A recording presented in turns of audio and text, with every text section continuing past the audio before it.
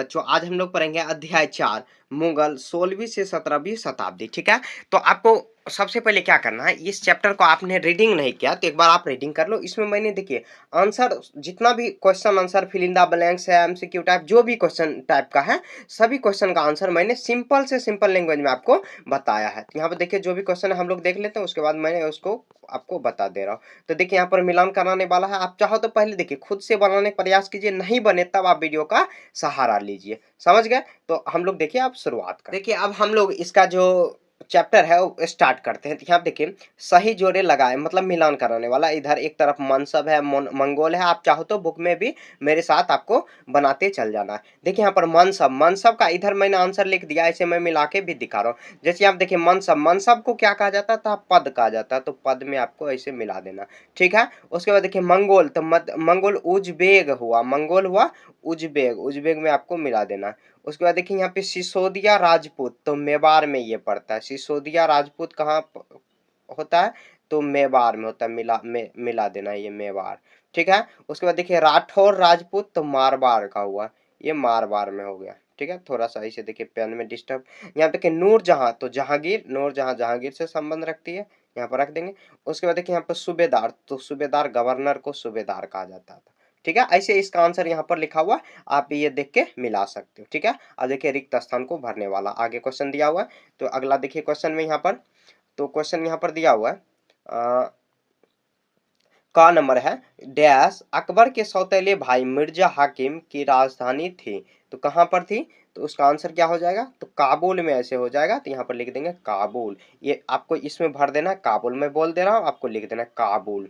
ठीक है, उसके बाद देखिए आगे, तो अगला क्वेश्चन में क्या दिया हुआ, तो यहाँ पर देखिए ख नंबर में दक्कन के पांचों सल्तनत बराबर खानदेश अहमदनगर डैश और डैश थी। तो यहाँ देखिए बीजापुर और गोलकुंडा, आपको लिख देना है बीजापुर गोलकुंडा इसमें। ठीक है, यदि जात एक मनसबदार क्या पद है तो वेतन को घोतक था, तो सवार डैश और डैश को दिखता था।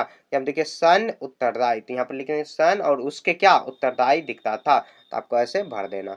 उसके बाद देखिए यहाँ पे अकबर के दोस्त और सलाहकार अफजल फजल ने उसकी डैश के विचार को गढ़ने में मदद की थी। तो यहाँ पे देखिए कहाँ, तो सुलह-ए-कुल, सुलह-ए-कुल जो विचार हुआ, तो मतलब गढ़ने मतलब क्या, जैसे उस पे बुक लिखा गया था, जैसे अकबर के जो मतलब क्या कह सकते हैं ऑटोबायोग्राफी लिखा गया था, तो उसमें ये विचार लिखा गया। आप पढ़ोगे, चैप्टर पढ़ोगे तब आपको अच्छे समझ में आ जाएगा ये सब। ठीक है, उसके बाद देखिए अगला क्वेश्चन, यहाँ देखिए मुगल के अधीन अधीन आने वाले केंद्रीय प्रांत कौन से? तो मुगल के मतलब के आने वाले केंद्रीय प्रांत कौन थे? दिल्ली और आगरा, तो आपको ऐसे लिख देना है। उसके बाद देखिए मनसबदार और जागीर में क्या संबंध था? मनसबदार और जागीर में क्या संबंध था? मनसबदार अपना वेतन वेतन राजस्व एकत्रित करने वाले भूमि के रूप में पाते थे, जिसे जागीर कहते थे। जैसे देखते होंगे कविता का मतलब, कविता ने कहावत कहा जाता है, ये तुम्हारे बाप के जागीर नहीं है, वही एक तरह से वही में वहीं से बोला गया, जो तकरीबन इक्ताओं के समान थी, परंतु मनसबदार मुक्तियों से भी भिन्न एवं जागीर पर नहीं रहते थे, और उन्हीं पर हम प्रशासन करते थे, और उसके पास अपनी जागीरों से केवल राजस्व एकत्रित करने का अधिकार था। यह राजस्व उसके नौकर के लिए एकत्रित करते थे, जबकि वे स्वयं देश के किसी अन्य भाग में यहाँ पे सेवारत करते थे। ठीक है, उसके बाद देखिए अगला आंसर, आइए समझे, इसको भी कर लेते हैं। मुगल प्रशासन में जमींदार की क्या भूमिका थी? तो यहाँ देखिए मुगल मुगल की आमदनी का प्रमुख साधन किसानों की उपजने वाली भूमि वाला राजस्व था। अधिकतर स्थानों पर किसान ग्रामीण कुलीनों यानी जमींदारों को राजस्व अपना देते थे। एकत्रित किए गए राजस्व को जमींदार सरकार की खजाने में जमा कराते थे। ठीक है, इसका आंसर आपको ऐसे लिख देना है। उसके बाद देखिए आगे, शासन प्रशासन संबंधी अकबर के विचार के निर्माण में धार्मिक विद्वानों में किए गई चर्चा कितनी महत्वपूर्ण थी? तो ये सब महत्वपूर्ण मतलब निम्न प्रकार के महत्वपूर्ण थी, उसको लिखेंगे। जैसे धार्मिक चर्चाओं एवं परिचर्चाओं से अकबर को ज्ञात हुआ कि धार्मिक कट्टरताओं प्रज्ञा के विभाजन एवं असमंजस के लिए उत्तरदायी थे। ये अकबर अनुभव को सुलह-कुल या सर्वशांति का विचार की ओर ले गए। सुलह कुल जहाँ पे अब्दुल फजल के बारे में पढ़े होंगे। उसके बाद देखिए इन चर्चाओं ने उसने उसे प्रशासन की एक स्पष्ट सोच प्रदान की, जिस केवल सच्चाई एवं न्याय शांति बल था। ठीक है, न्याय शांति पर बल था। आपको आंसर इसमें शॉर्ट में लिखना, वीडियो को रोक के आप लिख देना। उसके बाद देखिए यहाँ पर मुगल ने खुद को मंगोल की अपेक्षा तैमूर के वंशज होने का क्यों बल दिया। क्या देखिए मुगल दो महान शासक के वंशज थे। माता की ओर से मंगोल शासक यहाँ पे चंगेज खान के वंशज थे। पिता की ओर से वे ईरान ईरान इराक एवं वर्तमान तुर्की के शासक तैमूर के वंशज थे।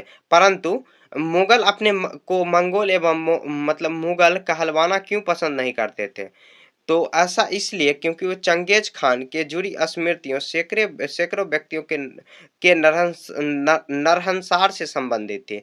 दूसरी तरफ मुगल तैमूर के वंशज होने का गर्व का अनुभव करते थे, क्योंकि महान पूर्वज 1398 में दिल्ली पर कब्जा कर लिया था। तो मतलब क्या, जो जिसका भी वंशज अच्छे रहेगा तो उसी वंश का कहा जाता है। जैसे देखते होंगे कि हमारे इधर टाइटल के लिए मतलब क्या, टाइटल जो होता है कि ये टाइटल वो टाइटल रखा जाता है।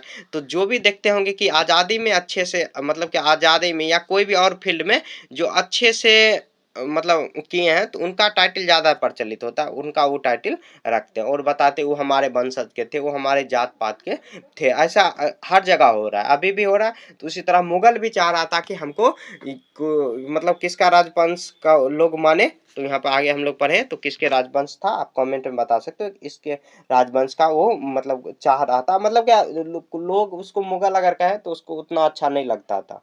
ठीक है, यहाँ पे देखिए तो यहाँ पे देखिए भू राजस्व से प्राप्त होने वाली आय मुगल साम्राज्य के स्थायित्व के लिए कहाँ तक जरूरी था। तो भू राजस्व से प्राप्त होने वाले आय मुगल साम्राज्य को निम्न कारणों के लिए जरूरी था। यहाँ देखिए एक नंबर में भू राजस्व राजस्व के राज्य की आय प्रमुख स्रोत था। मतलब राज्य की जो आय होगा, जैसे हमारे भी इधर टैक्स लगता है हमारे देश में। यहाँ देखिए समस्त प्रशासनिक कार्य इस आय द्वारा पूरे किए जाते हैं। मतलब जो भी कोई मतलब रोड बनाना है और भी कुछ करना है तो इसी पैसे से ही किया जाता था। राज दरबार के कर्मचारी प्रशासनिक कर्मचारी के वेतन तथा अन्य खर्चे की पूर्ति राजस्व पर ही निर्भर करता था। ठीक है, आपको आंसर इतना सिंपल में लिख देनी है। उसके बाद देखिए मुगल के लिए केवल तुरानी या ईरानी ही नहीं बल्कि विभिन्न पृष्ठभूमि के मनसबदार की नियुक्ति क्यों महत्वपूर्ण थी। तो उसको आंसर में लिखना है मुगलों के साम्राज्य में जैसे जैसे विभिन्न क्षेत्रों को सम्मिलित होते गए वैसे वैसे मुगल की तरह तरह के सामाजिक समूहों के सदस्य को प्रशासन में नियुक्त करना प्रारंभ किया। प्रारंभ में ज्यादातर सरदार तुर्की या तुरानी जिसको बोलते हैं थे, लेकिन अब छोटे छोटे समूह समूह के साथ उसके उन्होंने शासक वर्ग के ईरानियों, भारतीय मुसलमानों, अफगानों, राजपूतों, मराठों एवं अन्य समूह को सम्मिलित किया। इससे मुगल को अपने भारत पर शासन का विस्तार करने में उसे अस्थायित्व प्रदान करने में सहायता मिली। अब देखिए क्वेश्चन नंबर 10 में मुगल साम्राज्य के समाज की तरह तरह यहाँ पर थोड़ा सा पेन सेलेक्ट करने दीजिए। अब देखिए क्वेश्चन नंबर 10 मुगल साम्राज्य के समाज में ही यहाँ पर तरह भारत वर्तमान में आज भी अनेक सामाजिक सांस्कृतिक इकाइयों से बना हुआ है। क्या यह राष्ट्रीय एकीकरण के लिए चुनौती है? हाँ है। देखिए मुगल साम्राज्य के समाज में कई धर्म एवं कई जाति के लोग रहते थे। यही स्थिति वर्तमान में भारत में भी बनी हुई है। फिर भी भारत में विविधता में एकता कायम है।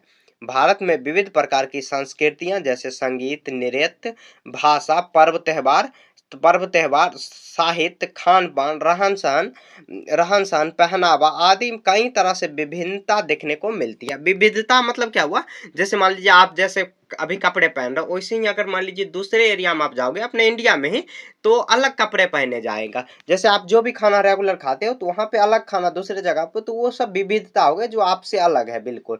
यहाँ देखिए उसी तरह भारतीय समाज में अनेक धर्म जैसे हिंदू, मुस्लिम, सिख, ईसाई, बौद्ध धर्म एवं पारसी अनेक जाति जैसे ब्राह्मण, क्षत्रिय, बनिया आदि लोग रहते हैं। तो इससे भारत में की सामाजिक एवं राष्ट्रीय एकता किसी भी तरह से चुनौती नहीं है। तो यहाँ पर देखिए चुनौती यहाँ पर ऐसे हम लोगों को लिख देनी है। उसके बाद देखिए यहाँ पर, तो हम लोग लिख देंगे अगला, मुगल साम्राज्य की अर्थव्यवस्था कृषक अनिवार्य थे। क्या आप सोच सकते हैं कि वे आज भी इतने महत्वपूर्ण हैं कि आज भी भारत में अमीर एवं गरीब के बीच में आय का फासला मुगल साम्राज्य के काल से अपेक्षा अधिक बढ़ गया है।